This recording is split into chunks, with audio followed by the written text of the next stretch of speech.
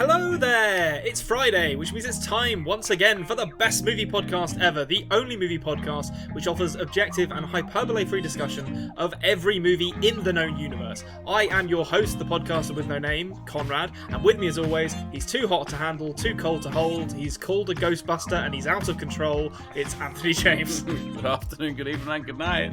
A lesser mentioned part of the Ghostbusters sequel there. But Yeah, I like that song. I honestly thought, based on one of our topics of discussion, I thought you were honestly going to go with, he's alright, he's okay, he's going to pump my gas someday, Anthony James. No, I should have, in retrospect. But no, I went for a complete non sequitur. I like that song from Ghostbusters 2, and I like Ghostbusters 2, alright? I'm not ashamed to admit it. Welcome. If you're new to the show, we are doing another movie diary this week, which is the show where we talk about all the things we have seen since the last time we did one of these. If you are new to the show, please consider subscribing. We are the Culture Cave on YouTube. We are the best movie podcast ever on podcasting apps. Get involved in the comments. Let us know what you've been watching this week, and give the show a like. It really does help. Anthony, I haven't actually asked you how you are this week yet. How the devil are you? Well, I'm doing well. We're recording this on a Monday, and, you know, the week started... No, it's Friday. Don't ruin the illusion. We're recording this on a Friday, and the week's over, and I'm just looking forward to the weekend. Yeah, it's been a great week. It's a bit dicey saying that with, like, the news at the moment, actually. So let's... Yeah. It's been a neutral week. See if we're like saying that, because we're not, but we are on a Monday here. When I am pretending that it is a Friday, am I pretending that it's the Friday of the previous week, or am I pretending it's the Friday of the one I'm predicting for the future? Yeah, it's the future. We're predicting the future. Okay, well, I had a great week. Okay, great. That's optimism. That's what I like to hear. Like we expect to have a great week, and then if it doesn't turn out as good as we'd hoped, c'est la vie. These things happen.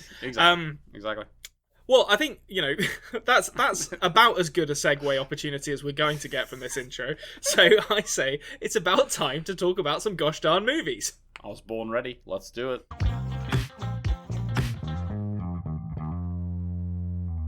Movies, we're here to talk about them. We're going straight into movie news. I'm going to be very professional. We're not going to talk about wrestlers who were in porn films this week. It's going to be straight down the middle of the road. Don't make that face. You know exactly what you did last week.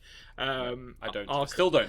Our listeners rallied to point out you filthing up the conversation. Excuse me. There's been some interesting movie news this week. Talking about casting for things. Knives Out 2 has expanded its announced stars, and it appears like they're getting their money's worth out of that $450 million that Netflix gave them to bring the movie to their platform. I think it's Knives Out 2 and Knives Out 3 that are coming for that. So we've now heard that Janelle Monáe, the singer slash actress, Catherine Hahn she's in everything. I always say like One Division fame, but she's in everything and has been in everything for like the last 15 years. Step Brothers is what I always think of. Great in Step Brothers, absolutely brilliant. But it's weird you mentioned Step Brothers because not 2 hours ago was I watching the Boats and Hose music video. And the little kind of like sultry dance she does at the table where she's like it's so funny because the song is so ridiculous and she's the only one at the table other than what they call Brennan Huff and Brennan Huff, I can't remember the other guys. Dobrik or something like his something like that. But Will Ferrell and John C. Reilly. And John C. Reilly. Yeah, she's the only other person at the table who's enjoying it, and it absolutely cracks me up every time. I went to see that movie on a date. Did you? Yeah, it didn't go down super well. Oh, really? Especially the fact that when the joke in that movie. This is when I was like 20 probably. The joke in that movie that got me to laugh the hardest was just the extended fart. I went to see that. I went to see that film with my wife Emma actually. So technically a date, I suppose. I wasn't married at the time, so yeah, it was a date. And I have to be honest with you, right? There are funnier films than Step Brothers, but that was the funniest experience in a cinema I've ever had. It was a packed Saturday night in my local town. Yeah. everyone in the film was laughing every 15 seconds. Like, it was mental. Yeah, that's what I miss about the cinema. That movie magic of going to see something where everyone in the cinema is kind of, there's an unspoken bond where you're all into it and you're all having a great time. I had that with John Wick 3. That was probably the last time I had that, where everyone was just like roaring every time John Wick did something incredibly violent. It was very satisfying. Well, I actually had it for Star Wars The Last Jedi, because I went to see it on the midnight showing and everyone was really excited. And then, unfortunately, everyone left the cinema and like checked Reddit and went, "Oh, we're not supposed to like this." Okay, but yeah, we were out there. My brother brought his lightsaber to it. Right? Oh my god! What a nerd! Conrad, come on, you're as big of a nerd as him. What an absolute nerd! What I was gonna say to you is, we came out of the cinema at like 3:30 in the morning. Right? We were standing out just chatting because we're gonna go back to our own cars and drive home. So we were chatting, and he was holding his lightsaber, right? And there was like a group of 20 people. It wasn't just me and my brother. And someone drove past at 3:30 in the morning and went, "Fucking nerds!" And I thought, like, that's great. You're here at 3:30 yelling at us for watching Star Wars. I love people that use nerd as an insult in like the present. It always reminds me of the it's like a kind of a college comedy that's on the TV in The Simpsons, and there's that guy who's making like a bra bomb, and he says, "This bra bomb better work, nerdlinger," and then blows it up, it's just so funny, and I love nerd as an insult now because it's meaningless. It's like, yes, great time. Yes, good observation. I will say about Knives Out though, this whole new cast that's been added. I should say Edward Norton and Dave Bautista are the other guys who are in this. Yeah, Dave Bautista. It's funny, we'll always call him Dave Bautista instead of Dave Bautista. Yeah, I'm sorry, Dave Bautista, but you'll always be the animal to me. Yeah, exactly. Yeah, but so I will say something about this is I really enjoyed the first one. I thought it was actually fantastic. Benoit Blanc, and it's one of the ones where I watched it and I thought, I really want them to make a sequel. I want it to be Benoit Blanc again, and everyone's different. I want it to be like his series where he goes and solves different things, and I love that. That's what looks like. That's what we're gonna get. You want it to be like a Adventures of Sherlock Holmes kind of thing, where he turns up in a new town with a new mystery to solve, and as much of an all-star cast as possible. And say what you will about Netflix, just kind of like throwing their weight around to get the exclusive rights to movies, but they've given them a lot of money and they're putting it to good use because they are getting some top tier talent for this. And I can't wait to see how this works out. And also, like, this won't be a deal breaker for me, obviously not, but it's also an opportunity for them to actually have a bit of something. Like, think about like Morse and Sherlock and stuff. Yeah, like Morse. That's one for the kids. Yeah, I would actually really want. I'd really want them to call this something else, like not Knives Out 2. It's been called Knives Out 2 at the minute, but I really want this. I'm sure Knives Out will be somewhere in the title, but let's be brave. Knives Out actually meant something in the first story. It wouldn't make sense if Knives Out was in the title. Let's have it be called something else. You know? That was one of Christopher Plummer's book titles. That had I'm 100% with you. I think the cynic in my heart says they're not going to, because the name recognition is too valuable to lose. But what I would accept as a compromise is if they retroactively went back and called it like Knives Out : a Benoit Blanc adventure, and then just started doing that going forward. A Benoit Blanc adventure, yes, something like that. Something. But I really hope Knives Out isn't in the title of this, just because it limits the imagination. What if there are no knives involved? What if this one's about someone exploding or something? They have to have knives somewhere. Well, you see the knife there's like they have to have it somewhere in the whole, like the knives are there somewhere. Like, iconic picture of all the knives in the circle, sort of the chair as well. It's. I understand it's going to be really hard for them not to, but I just really hope it's like, I almost hope it's like a book series where everyone just has a different name, you know? Yeah, I hope so. The only character I'd ever want to see come back is Jamie Lee Curtis, because she was very funny in that first movie.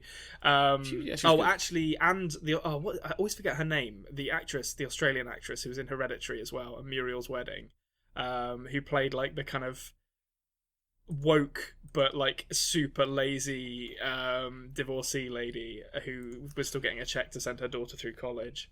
Oh yes, I can't remember the actress's name. But She's great. Toni Collette? Yeah, Toni Collette. Toni Collette, that's it. She's a phenomenal actress, and she was very funny in that. But yeah, so we'll keep an eye on that. Knives Out was a brilliant film. I have every faith that that this will also be a brilliant film. Yep. Now, another exciting bit of news that's made its way across the internet superhighway. No, information superhighway, I think is what we used to call it. You know, there's literally wires that are underneath the ocean. Yes, they're big. They laid them like after the Second World War, and then they have to relay them now, like soon, because they're just these enormous like cylinders of copper. But yes, they did do that. It seems that's human endeavor right there. Yeah. That is crazy. It is, yeah, that is crazy. Not as crazy as the Bring It On series of cheerleader films, which are normally about like a group of to be honest, I have literally never watched one, but from afar. Oh, really? As a layman, the impression I've gotten is that most of these movies are about a group of cheerleaders who learn the value of teamwork or friendship or love as they compete to become the best cheerleaders in town. Well, okay. I'm gonna say, if you didn't like Mean Girls because you watched it at the wrong time in your life, you're not gonna like Bring It On 1. Bring It On 1 is the only one you could make an argument for being a passable comedy film. The only one, and it's only an argument, right? There's I watched it when I was a child. Like, you know, it was funny to me then. It's, you know, it is what it is. I don't think as an adult, if I watched it for the first time, I would like it at all. Is that where You Got Served came from, or is that a different movie? You've got. I think that was actually the name of a film, wasn't it? Oh, okay. I think that was from a different one. There's a dancing series of films called Served or something. Anyway. It's a different thing. Bring It On is just about cheerleaders, and it's really strange. It's really strange. It's almost like there's a lot of like there's Not Another Teen movies and stuff which take the piss out of this film. Yeah. But when you watch the film itself, it's not really taking itself too seriously either, you know? But it's not a great film by any means, but I don't understand why there's so many spin-offs of it. Well, I mean, talk about anthology movies like Knives Out. That's what these seem to be like, because none of them seem to be... They're like the American Pie movies now. There's just no relation between any of them other than the first four. But so the Bring It On franchise, beloved by some people, I assume, is getting a spin-off called Bring It On Halloween, and this one is about a bunch of cheerleaders who sneak into a gym, presumably to practice, and get murdered. It's a made-for-TV movie, turning up on Sci-Fi, and, you know, it'll probably be terrible, but maybe it won't be. Maybe it'll stand, you know, in the great pantheon of sequels which have departed from the genre of their original. We were talking before we started recording, Alien to Aliens. Yeah. That worked. That was brilliant. That went from horror to, like, action. Evil Dead to Army of Darkness, horror to comedy. Maybe this is going to be one of those. Yeah, like maybe. Like I'm looking forward to seeing it, which I probably won't. But it's the type of film that if it was made in the 90s, there would definitely be a knife going into a woman's boob and a silicone implant coming out. Oh, can you? Yeah, that'd be grade A late 90s humor. Yeah. That would have been. In fact, I think that does happen in one of the Scary Movie films. Yeah, it might be the first one. I think it's literally the first scene of the first one. I think Shannon. Yeah, I think you're right, because they're imitating Drew Barrymore's death in Scream, and she gets stabbed in the lung, and in this one, whoever it is gets. I think, is it Carmen Electra? It's been a while since I've seen Carmen Scary Electra. Movie. Yeah. Those were. I am one of the few. Listen, we're going to get to movies in a minute. All right, just settle down, you guys. You guys at home. I'm one of the few people who will defend those later Scary Movie films, like the ones that had Leslie Nielsen in them. Well, a lot of people don't like the third one, but it has Leslie Nielsen in it. Yeah, I thought they were funny. Well, I'm going to be honest with you. I've seen the one, like the Charlie Sheen one, where they take the piss out of signs an awful lot. That's the fourth one, I think. It's the fourth one or something like that. I like the first two Scary Movies. The other ones, like, I'm sure I could put on and have a chuckle at. The first two ones I think were pretty good. I liked Not Another Teen Movie. I thought that was like the best. Like it was the first of the Not Another films, and it was the only one that was any good in my opinion. If you want to see Chris, I've said this literally the exact same thing on the podcast before. But if you want to see Chris Evans with a banana in his bum, that's the one to watch. That's true. He's a banana split. I mean, that is just objectively true. That does happen in that movie, and if you want to see it, I'm gonna go out on a limb and say that's the only place Chris Evans has ever allowed that to be seen. They also have in that film they have a musical montage before the prom tonight, and it's just they just randomly go into it. There's a character in the school in another teen movie who's like always naked. She's an exchange student, and and they're always talking about how great her outfit is. And then they go to a party, and there's another girl naked there, and she's like, I can't believe she's wearing my outfit. Like, who even thought of that? Like, well, yeah, I mean, that sounds like it's taking the piss out of Shannon Elizabeth's character from American Pie, who was the foreign exchange student who got naked at the drop of a hat. She was also in Scary Movie as well, actually. So there you go, lovely little triumvirate of influences there. But yeah, so there you go. Look out for that on Sci-Fi sometime in the near future. I respect them for doing it. Maybe it'll be fun. Who knows? Out of curiosity, Connor, one question before we go. Just for the Dushk heads out there, is Eliza Dushku reprising her role in this one? Which one even is that? Is that the one from the Teenage Dirtbag movie? She's from Buffy, isn't she? Eliza Dushku, come on. Elijah Dushku. That doesn't sound like a real person. Is she the one from the Teenage Dirtbag the Dushk heads are going mad here. I'm going to look her up. I've just made up Dushk, by the way, but... I love that. That's canon now. I'm the first one. How do you spell Elijah? Is it Eliza? Eliza. Eliza, yeah. Eliza, she just pronounces it strangely. You are going to 100% know who this is. Yeah, she's the one... Is she the one from... Yeah, I think she's the one from... No, she's not. Sorry, you just got my internal monologue there, listeners. She's not the one from the Teenage Dirtbag music video, which is who I thought you were talking about. No. That's your woman from American Beauty. Yeah, I can never remember her name because she wasn't in that much. She's also in American Pie. Eliza Dushku was the bad guy in Jay and Silent Bob Strike Back. Yeah, the one you're thinking of, I can't remember her name either, but she was the band chick in... And that's what they call her in the film. Sorry, I'm not being anything there. So the band chick from American Pie who your fella pretends to be a nerd for and then eventually falls in love with her. That's her. I don't know her name either. I probably will come back to me, but oh well. Oh no, you're talking about Willow. What?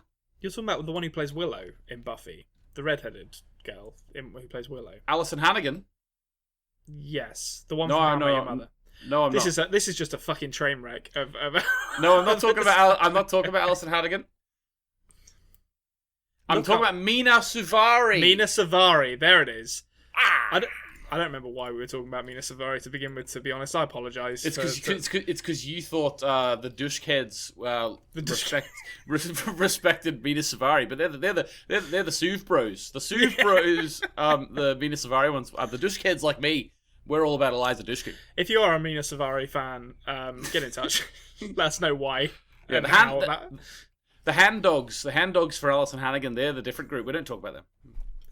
This is a convention that Anthony has come up with, which I do not endorse. I want to make that absolutely clear.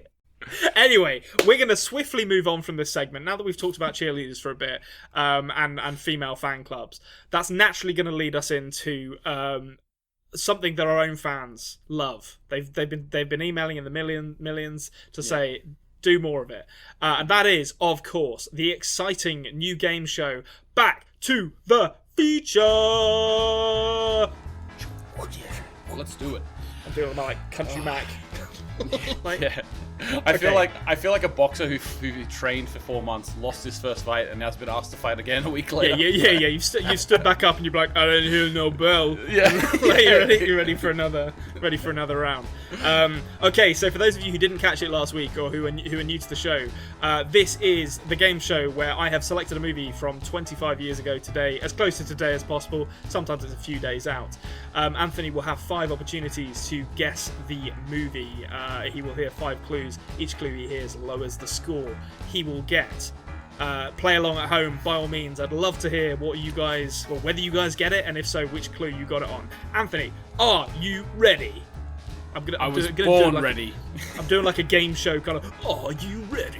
Like kind of game show. Gladiator, ready. Yeah, John. That's exactly who I was trying to channel there. Was John Anderson, Scottish referee from Gladiators. My first whistle. Oh yeah, I'm the first. Red, you go on my first whistle. Yeah, he really wrapped his lips around the W on that one. Whistle, yeah. Whistle.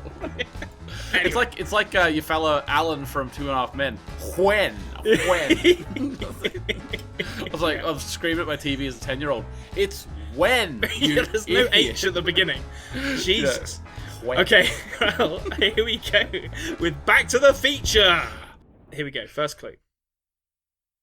This is the only entry in this long-running movie franchise where the protagonist never fires a gun.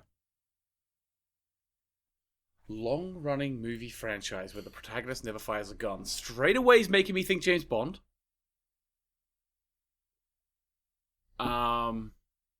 96. Golden Eye.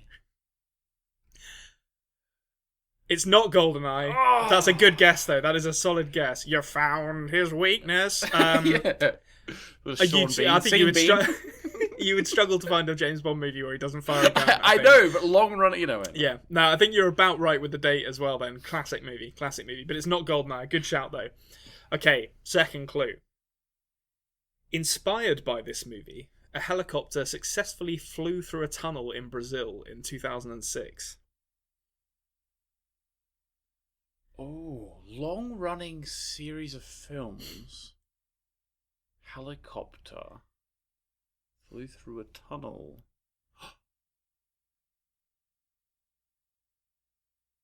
Is this Die Hard 3? It's not Die Hard 3. I believe there was a helicopter involved in Die Hard 3, so that is another good guess. But no, not correct. I think he probably shot a gun in Die Hard 3, let's be honest too. Yeah. John McClane likes his guns, let's be honest. Yeah. Okay, clue the third. Writer David Coep adapted this spy movie from a well-loved 1960s TV show of the same name, which he also worked on. Well-known 60s TV show of the same name, but it's a long-running series of films. Mm-hmm. You'll kick yourself if you don't get this one. That's all I'm going to say. That's all the help I'm going to give you. Okay, all right. Well, guys, it's even just for the funniness of it. Like, I don't even mind if I don't get it. For the gags. Yeah. Guys, wait, listen. When you're sitting at home watching the TV, it's very easy to get it. When you're here in the studio, when you've got the pressure on you, this is a crucible. Yeah. Okay, right. There's a lot riding on this, guys. So, okay, I'm not guessing this, but obviously I'm thinking Get Smart is one, but that was a comedy film much later. But that was a series in the 60s, I think. The A-Team, does that count as a spy show?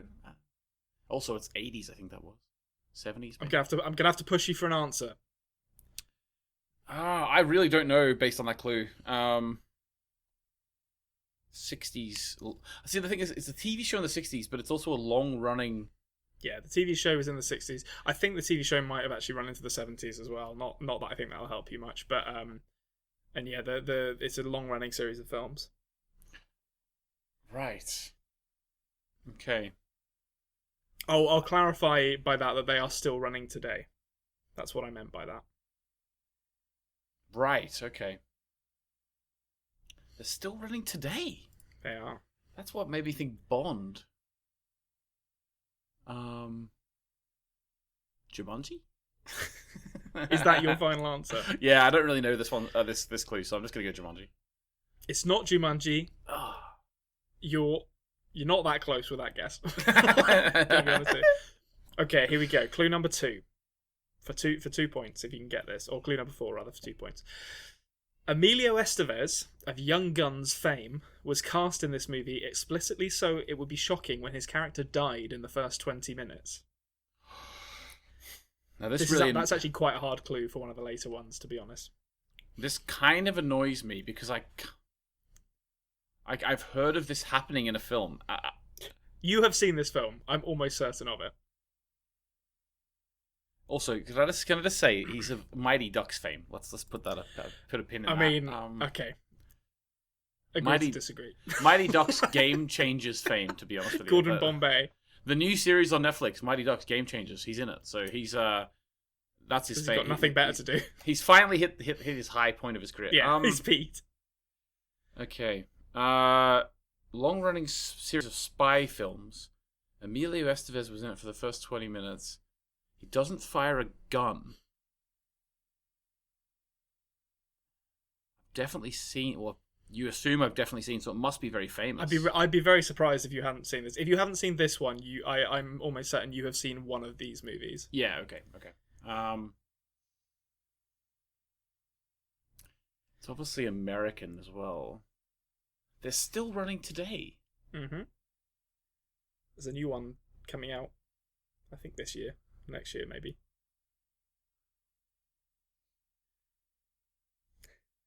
I'm really struggling. struggling. For an answer. Konrad, you can pass if you want to. I'm really struggling with this. If you want to pass, I'll accept a pass and we can move on to the final clue. Shawshank Redemption. No, I'm never going to pass, let's be honest. It's not Shawshank Redemption. Okay, right. Final clue. This one's for all the marbles. If you don't get this, you're walking home with nothing. Well, I'm going to be walking home with nothing, but let's go. You might not be. Wait till I you might hear not it. be, yeah. While filming a famous scene where he descends from the ceiling on wires and hovers inches above the ground during a heist at CIA HQ, star Tom Cruise had the idea of putting coins in his shoes to avoid hitting his head on the floor. Oh, okay. I've got the series. Yeah. Finally. I didn't know this was a show in the 60s. Yeah. I think a lot of people didn't, to be honest. Or of our generation, at least. Okay, so obviously it's a Mission Impossible film. Yeah. The question is, it's the only one he didn't shoot a gun in. Mm-hmm. It's either one or two. I don't know when the first one came out. I saw the third one in the cinema. Philip Seymour Hoffman was in that. He was good. It would be weird, wouldn't it, if he didn't fire a gun in the first one and then... That must be it. It must be the first one. Is that your final answer? You seem very happy to accept that. So if I'm right, I'm going to thank you for it, Konrad. If I'm wrong, you were very eager to see me get this wrong again. So I'm locking in Mission Impossible. Mission Impossible, the first one, yeah. Okay, let's see. Let's check the scoreboard. You are correct. It was Mission Impossible. Down, now, now, now, now, now, now, now, now, now, now, now, Get in. You should know me better. If this was so that is a point that Anthony scored there. That's a hard-earned point. Not a debut point. He didn't do well in his debut. The nerves got to him. Yeah. But now he's off the marks, and now he's away. Like now we're gonna see him hit his stride. If it had been the second one, I would hope that you would know me well enough to know that I would have definitely put something about the Limp Bizkit theme song in the keys here, because I thought about putting a clue in for the Limp Bizkit song in here anyway, but then I was like, no, it's going to be misleading. So. I'm going to be honest, the only reason I have seen all the Mission Impossibles up to see number 3. I haven't seen any past 3, but the reason why I went with the first one is because just the timeline of it. Like I saw the third one in like 2006, 7, something like that. Yeah, so, I don't think the second one came out till 2000. There was quite a big gap between. Yeah, so I sort of there was no way Mission Impossible came out before 1996, so that's why I went for it. Yeah, no, well, you've done well. You're off the marks. So well done. Congratulations are due, and congratulations to you at home as well. If you managed to guess that before, they got that far before me.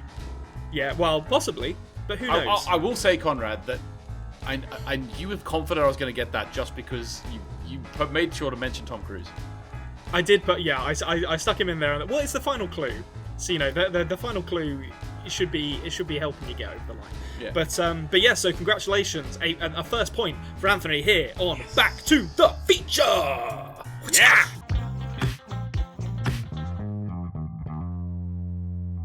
Okay, so now we are going to talk about the movies that we've seen since the last time that we did one of these. We said we were going to do it at the start of the show. We would never lie to you. Here we are. We're at that point now. I've got a few interesting ones to talk about, including a new one. I'm trying to think how to structure this. I tell you what, I'll go first, and then you go second, and then I'll go third, because one of them I'll probably go through quite quickly. That's cool. It's been a bit of a theme week for me this week, in that I've watched things where people are running out of air a lot. Tell me how I'm supposed to breathe with no air. Sail away. Oh no, is that song called Air by Enya? I can't remember now. No, that's actually... It's called Sail Away, probably. I think you probably could actually let them do a copyright claim there, because actually that wasn't. I think that wasn't Enya anyway. But it sounds very much like it. You're right. Yeah, sure. Well, I mean, you get the general gist of the joke that we're trying to make there, listeners. So you fill in the blanks yourself, and we'll all agree it was funny. I watched a gosh darn French movie. Well, it's actually a French-American production this week. It's 2021's Oxygen. It released on Netflix this week. It is starring Melanie Laurent, who I guess most people will... I'm sure she's like very well known in French cinema. I am a Luddite when it comes to modern French cinema, so what I knew her from, and what I think a lot of other people will know her from, is Inglourious Bastards, where she plays the Jewish cinema owner who plots to... Oh, yes. Destroy the cinema and kill. Yeah, great. She was great in that film. She was great in that movie. And she's great in this, which is a good thing too, because essentially the plot of Oxygen is a woman wakes up with amnesia in a cryogenic chamber, and she needs to escape. She's stuck in it. She doesn't know why she's there. She doesn't know where she is. I thought you were going to say she immediately goes and wakes up the hottest guy she can find. No, that doesn't happen. There are no other guys in this movie. Well, that's not entirely true. So morally questionable, then, is it? No, there is. Well, we'll get into the morality of this movie in a second. There's some interesting stuff in that. She is essentially. I mean, it starts as basically like kind of a very simple premise. She wakes up, she's like gasping for air. There's sirens, there's beeping red lights, and immediately you're like, oh, this is going to be really tense. She's kind of like. She's almost like in a cocoon, and she looks like she's being waterboarded because it was frozen and now it's soaking wet. And it's kind of like draped over her face. And the only other voice that she has to accompany her is the kind of semi-sentient AI that runs the actual cryogenic chamber she's in, voiced by Mathieu Amalric, who I definitely know from something. I can't remember what I've seen him in before. But she has to do all the acting, and I will say, for a movie that is literally set within a single box, maybe 8 feet long and 4 feet wide, it never gets visually boring, which is the first thing you're kind of concerned about with these kind of movies, where it's like very much set in one place. But it's there's some like really kind of like virtuosic camera work to keep it interesting, and Melanie Laurent's performance is really good. It's the thing that the movie kind of hangs its hat on.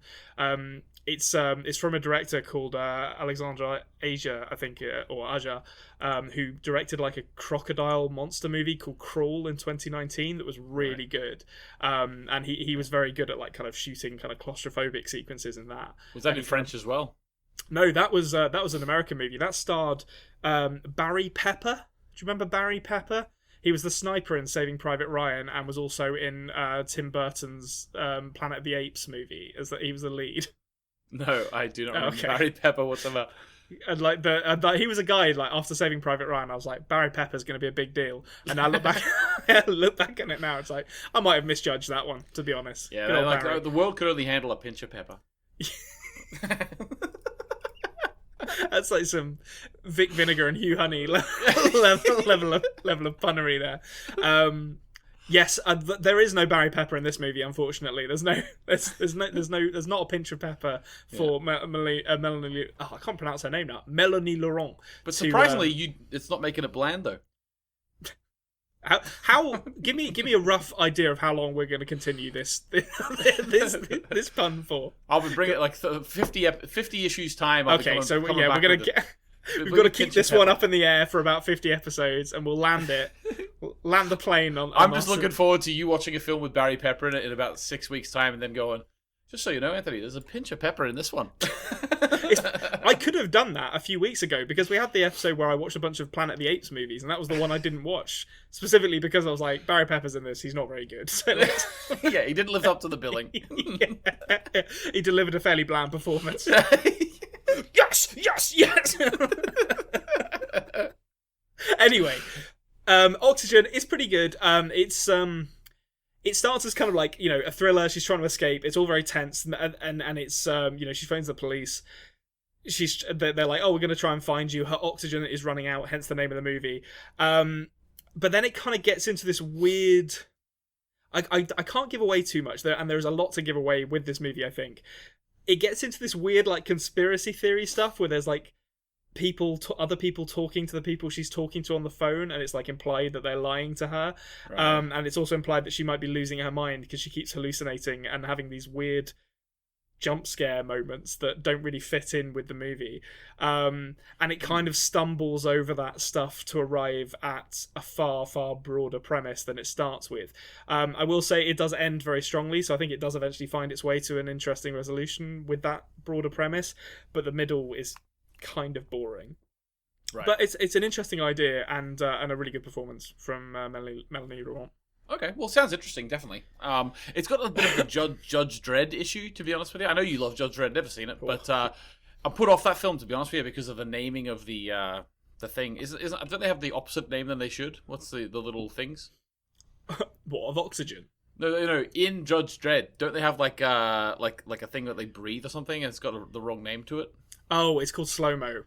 Yeah, it's called Slow Mo, but it should be called Fast Mo.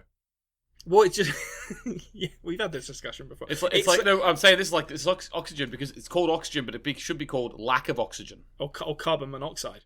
Yeah, or, any of the carbon other dioxide. It should be called carbon dioxide. Yeah, that's the problem. The oxygen is fine. So it's got the old Judge Dredd problem, you know. Yeah, sure. I mean, if you can find it within yourself to move past that flaw, that obvious flaw in this movie, then it's worth a watch. It is worth a watch. It's a good tense thriller with there's some pretty gnarly gore in it actually as well. I have to say, if you're into watching people pull out like IVs from their own arms, Oxygen's got you covered. I was wondering what gore you're talking about, where it's just running out of air. It's like the camera goes into her throat. yeah. You see her like bronchioles constricting in her lungs. There's like, I don't know if it's a real thing, but that she has like this kind of like umbilical band with the like hard plastic tube that goes into her belly button, and she pulls that out and then needs to put it back in at one point. And I was very much like, no, I don't like this at that bit. So is there some like sort of parallels there with Gravity maybe too, in the sort of the symbolism they're going for? Is it maybe like a baby in the room? I think there definitely is. I think if I was going to kind of like break this down into more familiar works that I would compare it to, there's like a touch of Moon in this, which I think you were a fan of, with like the kind of friendly but distant AI, a touch of Room as well, in kind of using very limited space, and yeah, a little bit of Gravity as well, particularly towards the end. Actually, without giving too much away, it gets quite explicitly into some of the same themes that Gravity deals with. George Clooney just pops up and it's like, yeah, start singing. Have a look at that book. Yeah. I've said my piece on George Clooney's character in Gravity. Fucking dumbass spirit guide. Yeah, move faster in the clouds. Right, okay. You want to do one more, and then I'll do mine, and then finish with you, or what do you want to do? Let's. Yeah, okay. I'll tell you what. I'll do one more, and then we'll spend some more time on your one, because this one I was going to quickly mention as well. It's the next one I'm going to talk about. It is another flawed movie, but one I actually really enjoyed. It came out last year. It's called Underwater, and it's kind of I guess the like elevator pitch for it. Which is very reductive, as all elevator pitches really are. But it's kind of like Alien at the bottom of the ocean is kind of what it's starting, where it's starting off. So it stars Kristen Stewart, Vincent Cassel, and unfortunately T.J. Miller, which is because this movie started principal photography back in 2017 before everyone realised what a huge piece of shit T.J. Miller is. But so he is in it, unfortunately, but he's not a main character. Is he the guy from Silicon Valley? Yes, he is. Okay. Yeah. And this movie just like goes. And the first 30 minutes are this brilliant mashup of a disaster movie and an alien tribute. So it's essentially this kind of like drilling platform at the bottom of the ocean that Kristen Stewart is, I think she's an engineer on or something. And something rocks the station. And we literally meet Kristen Stewart's character. Within 2 minutes, the accident happens and people are dying. There's water flooding into the station. And they have to get off the station. And that first like 30 minutes is like classic disaster movie, really tense stuff. And it soon becomes clear that there are creatures that have been released alongside this accident that has befallen them, and that the accident has not just befallen them but has befallen this entire network of kind of drilling platforms all around them. and during that kind of 30-40 minute stretch, they nail the atmosphere of Alien. The lighting is brilliant, the set design, even like the costumes. They're wearing these kind of like really bulky suits for walking across the bed of the ocean, which I presume is what people do have to wear. I don't know if they're realistic or not. I didn't look it up, but they feel like a nod to the kind of like arcane spacesuits that they wore in Alien as well. And it's got great pacing as well. I think it struggles. The bit where it's flawed is when it needs to start ramping up on that initial atmosphere. I think it doesn't do. I feel like it doesn't do a great job of making the monsters too much of a threat. I feel like more people die to just accidents at the bottom of the ocean than die to the actual creatures that have been released here. And I think I like Kirsten Stewart quite a lot. I think she can be a really good actress in the right role. Yeah. She gets asked to do a lot here, and I don't think the script is really carrying its weight. I think she kind of struggles a bit as a result. I think they're kind of trying to turn her into a very obvious like Ellen Ripley analog. Yeah. But that requires really, really strong writing, I think. And she doesn't really have it. Her character isn't really developed very much. Okay. But I mean, all that said, it's still really good, really entertaining. It does ramp up to a very tense conclusion. There is a reveal at the end that honestly I didn't get when the movie takes a bit of a left turn, to be honest. And I'm very much someone who should have got it. So I don't expect the casual viewer to really get very much from what the movie ends up going for. All I'll say is that the movie kind of rushes into some weird occult stuff that's very tacked on. And I basically there's a moment in the movie where she sees a character's locker who has died, and there's a bunch of like schematics of the different drilling platforms, and one of them just off to the side has like a pentagram on it, and I was watching it with my partner and I was like, is that a pentagram? And then that was it. And then the big reveal happens, and I looked up what the big reveal was at the end after I watched the movie. I was like, oh, okay, that wasn't made clear at all. But I mean, you know, in retrospect, it was cool, and it looks cool either way. Like, but it's it doesn't lean into the mythos that it's going for as hard as I might have liked. But all that said, I very much enjoyed it. So if you're in the mood for like kind of a disaster monster movie, Underwater is pretty damn cool. Okay, that sounds pretty cool. It's interesting that you were watching a film with Kristen Stewart, because it kind of leads into what I'm going to talk about, but not really. Like, she's not in the film that I watched. Having said that, I was talking to Emmett today, and I was watching the Cranberries play live, and I just thought to myself, I would cast Kristen Stewart as Dolores O'Riordan in a Cranberries biopic. I could totally see that. Yeah, but I don't. The reason it sort of leads into what I watched is because we talked a little bit about musical biopics and sort of how most of the time it's just an excuse to show, like, you know, use the licensed music, and you leave the film loving it because the last 20 minutes were the concert. There's an exception to that in my opinion. Like Walk the Line is absolutely fantastic. I didn't watch Walk the Line. I watched A Star Is Born, which is the latest one. Yeah, well, it's not obviously not a real life story. The latest one, yes, there's like 4 of them. I didn't watch. God, there's so many. Yeah, I am ashamed to say I have not seen the Chris Christopherson one. I am a Chris Christopherson fan. Oh, are you? I thought that was a joke. No. I'm not really a fan of his acting, but I mean, you know, still, you know. Although apparently he was great very in Blade. Yeah. Apparently he was very poorly behaved towards Barbra Streisand. They didn't like each other at all. Apparently. And he, like, when he was doing the bath scene, he like refused to wear his little like cover thing and all. You know, if he did it these days, he would 100% like get Me Too'd. But it was the 70s, or I guess it was the 70s when that was made. So it was the 70s, and like that's not an excuse at the same time. Oh no, yeah, you know, that shouldn't have happened. It should not have happened. But I'm not canceling him. But it shouldn't have happened. We could all agree with that. But anyway, I watched the new version, and I've never actually seen any of the other ones. But I did know the story just because, you know, it is what it is. It's basically the story of every country music biopic ever. Okay, so I'm on a bit of a Lady Gaga kick at the minute because of the documentary that I watched, and I've been listening to a lot of her music. I generally like Lady Gaga, and I think Helen O'Grady said in the comments last week that Lady Gaga gets a bad reputation by some sort of music fans, we'll say. Is that the name of one of her albums? Does she have an album called Bad Reputation? Bad Romance? Is that an album? Maybe it's Bad Romance. Bad Romance, is that on Born This Way? I don't know which album that's on, but... let's just pretend the joke I made worked in the context of what... Yeah, it's like reputation. But yeah, so... yeah, like, it's interesting, because a lot of pop stars these days...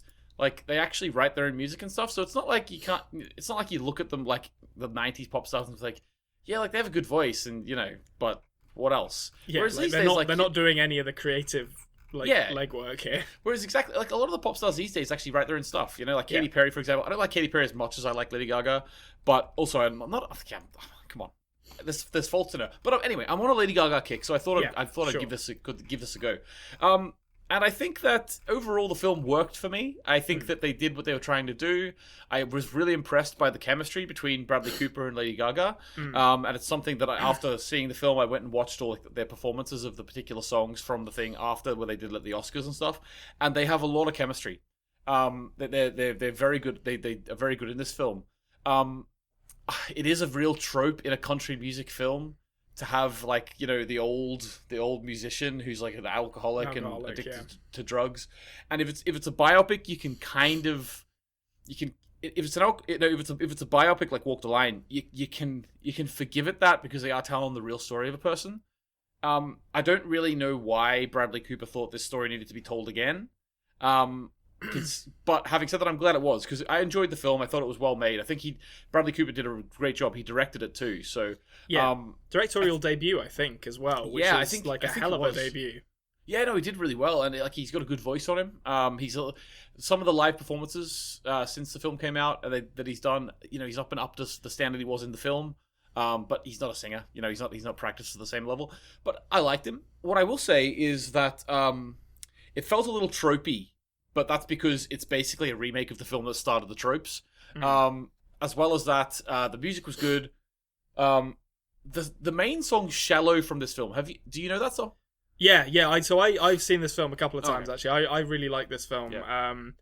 I was actually going to ask you whether you knew, because I've not watched the others either. I'm aware of them, but I don't know whether the songs in this were original for this version or whether they are adapted from earlier versions. To be honest. I'm pretty sure Lady Gaga wrote them. Okay.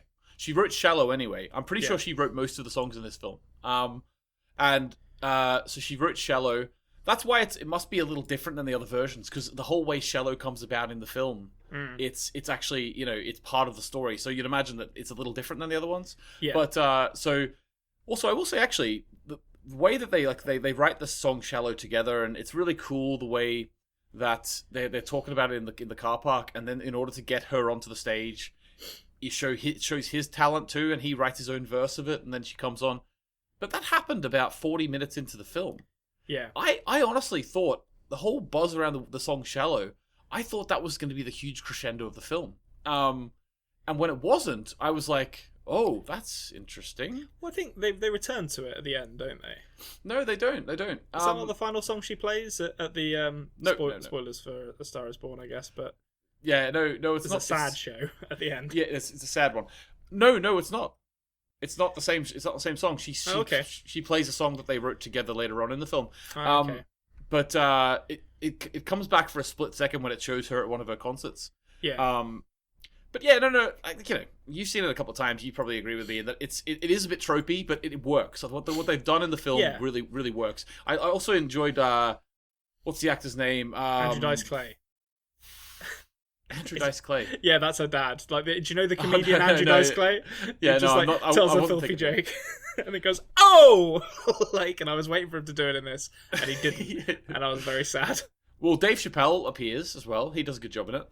For a very short amount of time. Oh, of course he does. Yeah, I'd forgotten Dave Chappelle was in. Yeah, Blink and You'll Miss Him. Role for Dave Chappelle. Yeah, I can't see the name of the actor I'm looking for here, but he's in Hamilton, and he's really good in Hamilton. Not Sam Elliott. No. I want to talk about Sam Elliott actually.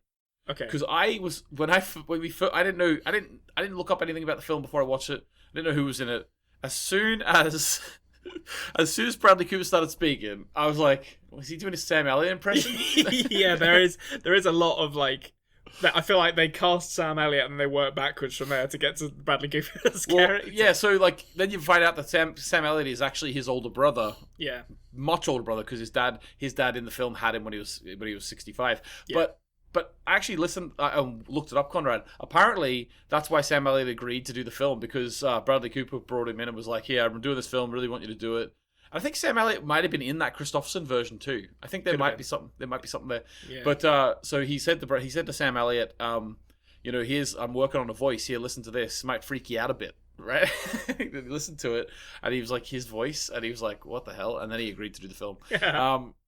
But yeah, so I'm impressed by Lady Gaga. I assume we're going to see her acting more, especially considering, I would assume because of the lockdowns where she couldn't do music shows, she would have got her agent to get her more acting work. Yeah, well, and she's very good, I think.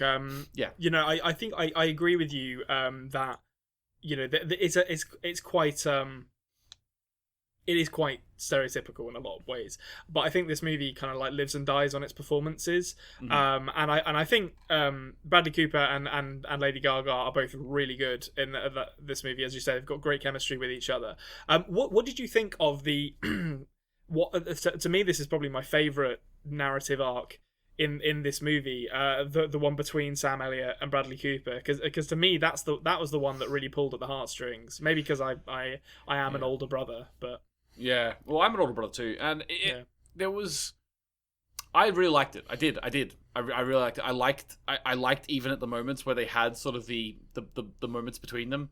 It was very much thrown on at the end of a conversation and then run away, so you don't have to deal with it.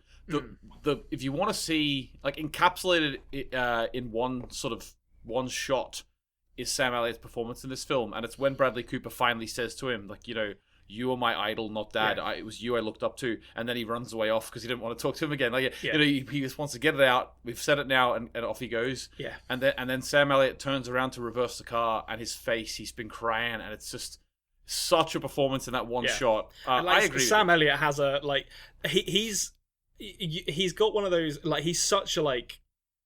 He's just such a presence, like, and you always know what you're getting from Sam Elliott, but he's so capable of like having that pathos that when you see him cry or break down, it's just so impactful because of how he carries himself. And absolutely that kind of the culmination of that story arc in A Star Is Born really worked for me. It wasn't quite as good as it, but it did have shades of his performance from The Ranch with Ashton Kutcher. I've never watched that. I refused to. As soon as I saw that there was canned laughter in a sitcom in 2018 or whatever that came out. Like, what year is it, guys? Who thought that was a good idea? They cancelled the OA, but that 5 seasons. Keep it coming. Yeah. I think they didn't even have the heart to call them seasons. I think it's like 5 parts or something. Yeah. That thing looked so shit. Yeah, I didn't actually watch it, but I know he's in it. No. I will say before we end, in terms of the chemistry between Bradley Cooper and Lady Gaga, the writing of the film, which Bradley Cooper did have a part in, I really love the little moments. Like, their relationship does feel real to me. Like, the little moments at the end. Obviously, I'm not going to talk about what actually happens at the end, just in case you haven't seen it. But at the end, whenever Bradley Cooper says to her, hey, and then she turns around and says, I just wanted to see you one more time or whatever. Yeah. Just echoing the past, and then she does the whole thing with her nose, which she did, and that constantly comes back, even in little montage moments where you see the little inside jokes they've got together. I love a film and filmmakers who put those little moments into relationships that really make them realistic. Well, I think the breakdown of their relationship as well is really believable. Like the moments where they are arguing because he's gotten drunk or she's kind of strayed from her. From his kind of like pure creative vision for her, which is it's an interesting subplot in and of itself. I have some thoughts on that which I forgot to get into, but yeah. So one of the messages of the film, but Bradley Cooper's character doesn't like that she went down like the pop route. Yeah. Okay. Singing about guys' asses and stuff like that.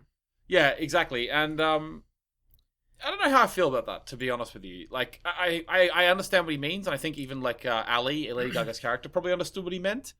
But, we also saw, when she was at her concerts, she was singing the song Shallow, she was playing the piano. Yeah. So, it's maybe maybe Lady Gaga felt akin to it in some way, because when Lady Gaga first started, she had, like, her first single was Just Dance, and that was she's been known to say that was her least favorite because it was the one she had the least control over. So I don't know. I think I don't think the message of Bradley Cooper's character, that she was in some way betraying herself, really read fully through the film. I think it was more showing his jealousy, like he was. I don't think that's necessarily what it's trying to say. I think, to me, it's coming from a good place. Like, he essentially, I mean, I think the entire the kind of overriding emotion of their relationship together is one of fear, that he doesn't want her to make the same mistakes that he's made, and doesn't want her to, like, lose this gift and this voice that she has. And unfortunately, it manifests itself in quite a controlling, manipulative way when he starts to see her doing things that he thinks are departures from this vision he has for her career. But like you say, I mean, ultimately, I believe the resolution between them after that. Yeah. But I also think the argument they have after that, where they're really horrible to each other, and it's a really well written argument. Yeah. It's very believable that at that moment these two people, who are obviously deeply in love with each other, like, absolutely hate each other. Like, it's hard to get those kind of arguments right, and I think that one absolutely worked for me. Yeah, no, I agree. Good film. I'll definitely be watching it again. That's for sure. Awesome. Okay, well, that's actually there's an interesting point to segue from that to my last movie. And that is, of course, you guessed it, Barbra Streisand. Barbra Streisand. Yeah. Have I seen a Barbra Streisand movie before? I don't think I've ever seen a Barbra Streisand movie before this one. You didn't see The Guilt Trip with Seth Rogen and Barbra Streisand? No, I did not. Unfortunately. The road not taken. So I'm a big fan of musicals. There's lots that I haven't seen. There is one that was released on... Well, it wasn't released on. It came on Netflix a few months ago now, and I was like, oh, I should watch that. Didn't get round to it, and then I saw it on Sky, and I was like, okay, I'm finally going to get round to watching this.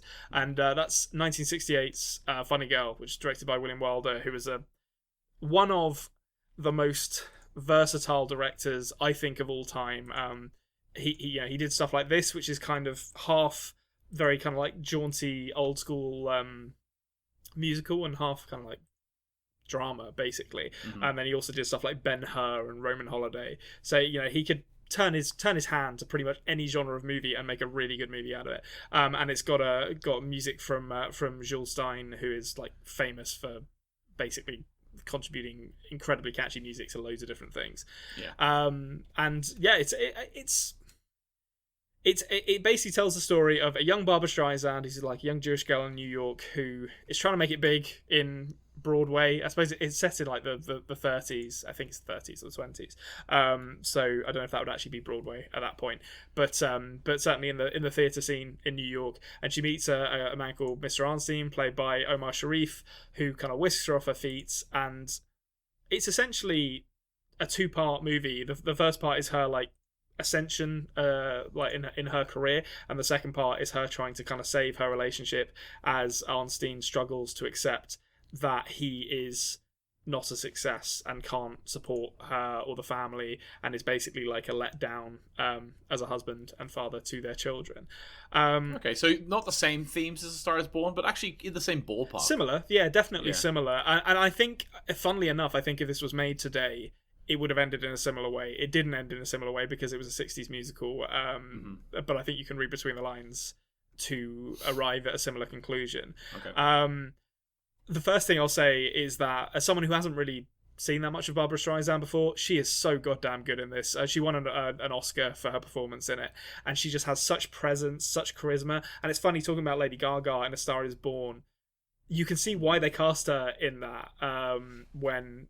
like Streisand was in the 70s one with Chris Christopherson, because there is definitely a similar kind of, I don't know what you call it, it's like a kind of impish charisma. Like, there's a little bit of mischief to them. They can be funny. They're not just like pretty and talented. Like, there's a lot of like personality to them. And Streisand is just amazing in this. And Omar Sharif is obviously a fantastic actor. I love a lot of stuff that Omar Sharif has done, but she performs circles around him in this movie, particularly when he's asked to sing, because God bless him, Omar Sharif great at a lot of stuff. Singing in one of them, and Well, and that's he's not. actually that's a big thing from musicals in that time. That they had a lot of men who would just like talk sing. You know? Yeah, and that's kind of what he does. Like well, his is more like kind of whisper singing. Like he kind of goes, "Hello, my darling," and it's like, okay. Like Barbra Streisand is like belting out show tunes like "Don't Rain on My Parade," and then you've got Omar Sharif kind of getting this. Well, for a start, the one song that Omar Sharif gets is basically about him trying to get her to hook up with him before they have dinner, which I didn't realize people ever did that. They basically go into this like private dining room when he's trying to woo her, and there's like a chaise lounge in the dining room, and they order, and then they start hooking up on the chaise lounge. It's like, eat the food first, guys. Come on, like you're not gonna be able to clean up after this. Like, you know, do the thing that requires hygiene first, and then you can, you know, do whatever you want to do. So he just like whispers, because I was when he said that he's not a very good singer, I was picturing like Rex Harrison in My Fair Lady, where he's just like, or like you know the guy from Mary Poppins, a British bank. Oh yeah, yeah. It's not quite as bad as that. Like he does try to sing, but it's it's like there's not very much musicality to his like performance. It's very like he hits the notes and it's serviceable, but there's like there's no power to his voice. There's no he doesn't really get to put very much charisma into it, and it's very obvious when you're next to someone like Barbra Streisand, who at this point was kind of like hitting the peak of her powers. You know, she's charismatic, she's funny, she can dance. She's offering something, you know, exciting and new, and he's just there like, "Hello, I'm Omar Sharif. I'm in David Lean films," and which is, you know, not a bad thing, but that's why you've got to give it up to Bradley Cooper though, because he went up against Lady Gaga in a film about singing. Like, what the hell? Well, and I think you know, he's not a great singer, I don't think, in that movie, but I also feel like he made the right choices. I guess that this is an issue of genre, really, like, because in A Star Is Born, Bradley Cooper can kind of work that they can change the music to suit his limitations as a singer. So, you know, he's kind of like a rock country singer, so he doesn't necessarily need to be, you know, singing these like belting out these songs that are really about the solo performance. Whereas in this, like, it's a 60s musical, so ultimately, like, the voice and like the kind of performance is what is going to sell it, and he doesn't do a very good job of it. But apart from that, like, all the other music is great. Obviously, "Don't Rain on My Parade," as I've already mentioned, is a famous song that I think most people know. It's great. There's so many good songs in this, and there's a very, very similar section, a very, very similar song rather, towards the end, after Streisand's relationship has fallen apart with Omar Sharif, where she kind of gets like, she's always been like, everyone's like, "Oh, you're this charming, like, funny girl, like, you know, you're the belle of New York," and she's always like kind of protecting her relationship with him, and like trying to paint him in a good light, even as he gets worse and worse at gambling and committing crimes. And then she has to go up on stage and sing. She sings a song called "My Man," I think, which is like the only time in the movie where we ever see her really be sad, and it's very similar to the end of A Star Is Born, in that suddenly all this emotion comes back in that performance, and it's notable because this movie kind of forgets I don't want to say forgets because it's deliberate, but it kind of stops being a musical in the second half as it drops like the lighter tones and becomes this drama about, like, most Disney films. Yeah, exactly. Once you get into the meat of it, it's like, right, we're stopping singing now. We'll get back to that at the end. And it does drag a little bit because the songs are really where Barbra Streisand shines, but she manages to carry it through, and then we get this phenomenal ending, and I really enjoyed it. I thought it was a lovely movie, and that, like, one that I've been meaning to watch for ages, and I'm glad I finally got round to it. Well, sounds great. I'm a big musical fan, as you know, so I will be checking that out eventually, I'd say. I thought you were going to say Yentl, to be honest. No, I've never seen Yentl. Or Hello Dolly. I think that's another one of her musicals that was like in the 60s. I'm not sure when Yentl came out, but I feel like this was 68. So I think this might have been kind of like the last hurrah for Hollywood musicals, to be honest, because by the 70s they were down to essentially just being Disney movies. It was like live action musicals were kind of too expensive. Well, Yentl was 83, and I think that's was why. It? Oh, okay. I think that's why The Greatest Showman did so well, because it was just like, it was out. It's like, it's the first. It's the first like movie original musical in ages, not counting High School Musical. Well, yeah, I mean it's like La La ages. Land and High School Musical, basically. Yeah. And I Yeah. I'm gonna be honest with you now. Like, I love La La Land. I unreservedly love La La Land. I think that's a really good movie. The Greatest Showman has a lot of problems. Narratively, it's garbage, and I think there's a lot of problematic stuff in that script where they just whitewash what that guy did to people with impairments or physical disabilities. But it's a pretty good movie. Like, I really enjoyed it. This is me. If you like The Greatest Showman, go and watch the they did a performance of a couple of the whole thing to get the film greenlit. Yeah. And if you want to cry, like that's my go-to cry video. Oh, really? Like, you watch the actress who plays the bearded lady sing "This Is Me" to get the film greenlit, so they're giving it all.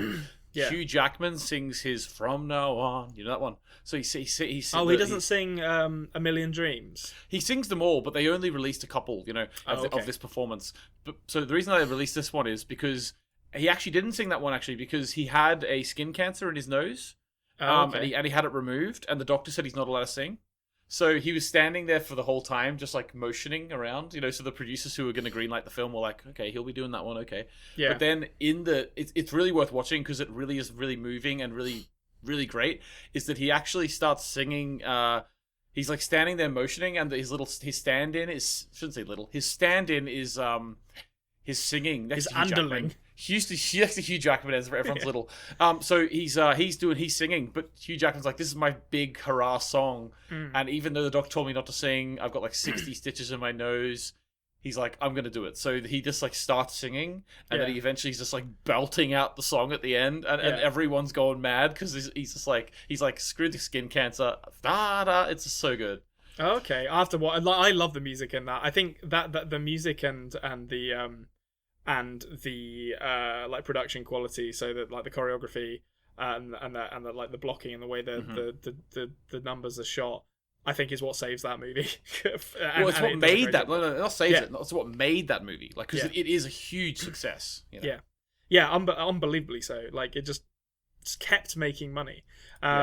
But yeah, so that was Funny Girl, and a brief discussion on The Greatest Showman as well, which Anthony and I both agree is pretty good. But I think that's going to do it for us here on the Best Movie Podcast Ever, which leaves us with just one simple question to answer, as we always do, and that is, Anthony, what is your favourite movie? It's got to be The Mighty Ducks. It's a great shout. Bombay. I was trying Ducks fly together. The flying V doesn't make sense. It shouldn't work in hockey. No, of course it does, because the puck's at the back. Puck's at the back. Well, okay. I feel like a great coach would be able to outcoach that. Flying V. Yeah, no, I don't know. It shouldn't have worked past the first time. I will say that. Yeah, we do it once, and that'll work. Yeah, but then it shouldn't have kept working. It's like in semi-pro where they learn to alley-oop and dunk, and they're just like, we don't know how to deal with this. It's like, just block the alley-oop. Just like go up to them and contest the alley-oop. It's fine. Anyway, my favourite movie is Alien. Next week's show is going to be another movie diary. I think. No, not I think. I'm going to say it is, because otherwise, who knows what's happening. Thank you to Nancy Wyatt and Jared Iscariot for the use of our theme song. You can check out links to their stuff down in the thing below on YouTube, or I think on the podcasting app. I've never actually checked if you can see it on the you can. I put it in there, so oh, well, there you go. Anthony's on the ball. And thank you to you for joining us. Please consider subscribing to us on The Culture Cave on YouTube, or on the Best Movie Podcast Ever on podcasting apps, if that is your preferred means of consumption. Give the show a like, get involved in the comments, let us know what you have watched this week and what you thought of the films that we've discussed, and we will see you same time, same place next week. And cut.